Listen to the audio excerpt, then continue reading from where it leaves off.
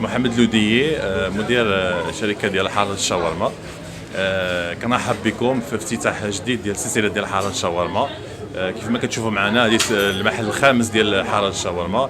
كنرحبوا بالناس ديال كازا وكنشكرهم بزاف على الثقه ديالهم.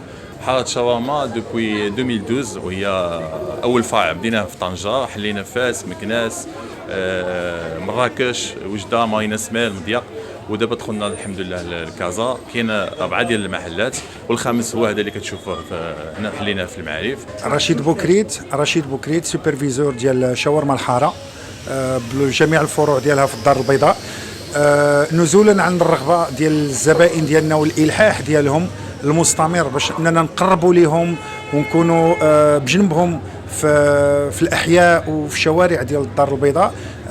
كان لنا الشرف باش يكون هذا اول افتتاح لنا بقلب النابض ديال مدينه الدار البيضاء اللي هو المعارف.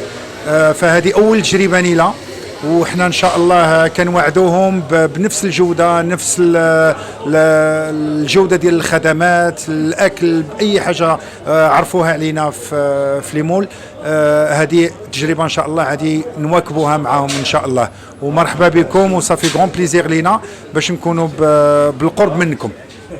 السلام عليكم. اليوم عندنا افتتاح هنايا في فرع ديال المعارف. مرحبا بكم، كنتسناوكم. منعم مونيتور ديال حاره شاورما، مرحبا بكم عندنا. نفس المذاق نفس اللذه، الفرع الخامس ديال حاره شاورما في كازا، وباقي بزاف ديال الفروع. مرحبا بكم عندنا في كازا. اليوم افتتاح اليوم ان شاء الله في حاره شاورما. مرحبا بكم كاملين.